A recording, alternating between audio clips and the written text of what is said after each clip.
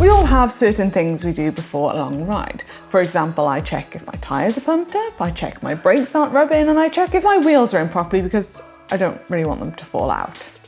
But what are some of the things we should really avoid doing before going on a long ride? We've got a few coming up for you and some mistakes that us presenters have done in the past that hopefully you can learn from. Right, this first one I've definitely been guilty of in the past. Getting a brand spanking new bike and being quite excited about it and just wanting to head out the door on a ride on my new bike to show my mates. There's nothing wrong with that. We often get carried away and very roughly try and match our measurements to the new bike in just 10 minutes, just so we can get out quicker and show all our mates.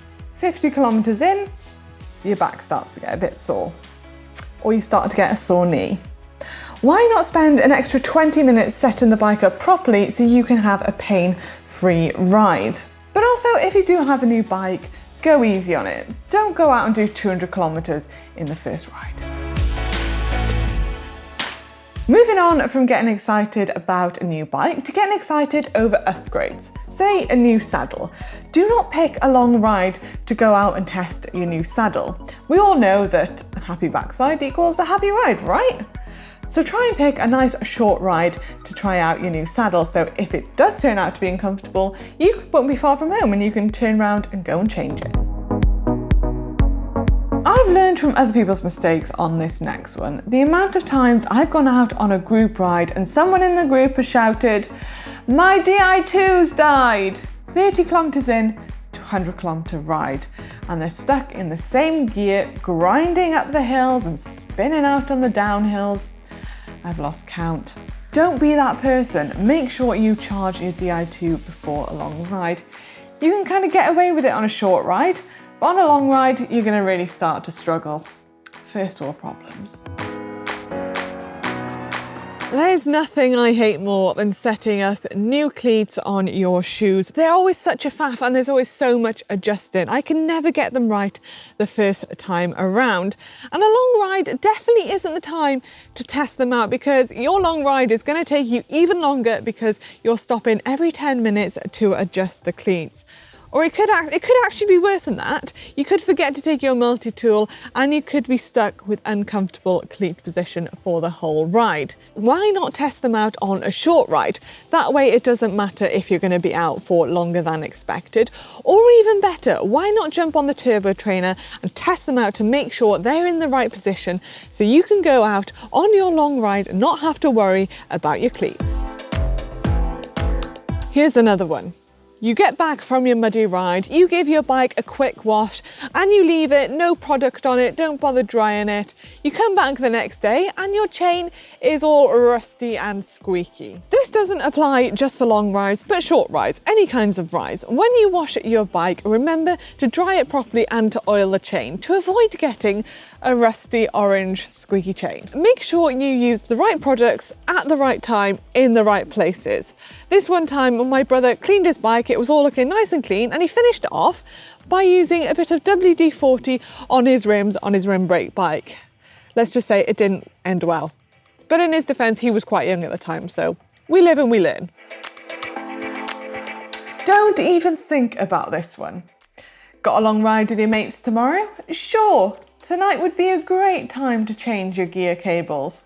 Wrong. Unless you've watched our handy guide to internal gear cabling, then leave this one for another time when you have a little bit more time on your hands. Another job not to rush is setting up tubeless tyres.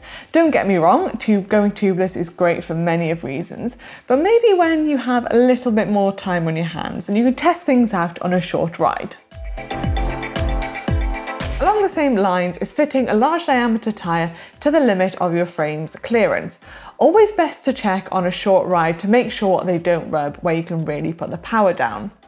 Those 32s might be fine on your aero bike in the work stand, but when you start climbing a mountain 50 kilometers away from home, isn't the time you want to find out that they don't actually fit. An absolute classic is people putting new tyres on for their event and don't install the inner tube properly, and it gets caught slightly under the bead. 5 minutes into the event, they've got a puncture.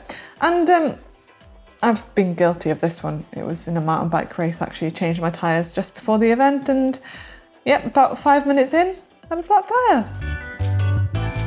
It's now time for me to share some of Ollie's mistakes that he's made in the past, and I actually needed a notepad for this because there's quite a few mistakes. The first one, before an event, Ollie went and put a new chain on his bike. Ollie loves a new chain, and especially a gold one, so it's fair enough. But only to find during the event that the cassette was actually worn and the chain was skipping. Not ideal. Another one, put a new chain on and not threaded it through the rear mech properly, and again, starts to skip during the event. And this last one, I can't quite believe this one. He cleaned his cassette, took it all apart, nice, put it back together, and put it back together in the wrong order. If we can learn something from Ollie's mistakes here, do not perform any kind of maintenance that doesn't necessarily need doing the night before, because it will cause you a lot of stress. Maybe try and do it a week or two before when you've got enough time to test it all out. What am I? An idiot sandwich. When it comes to nutrition, a big event isn't the time to try out a new product. Stick to what you know. But if you do want to try out a new product that you haven't tried before, a training ride is a great place to do so. So when you get to the event, you know it's not going to disagree with your stomach. Now it's over to you guys. What mistakes have you guys made before a long ride? We'd love to hear them. So if you have any, please drop them in the comment section below.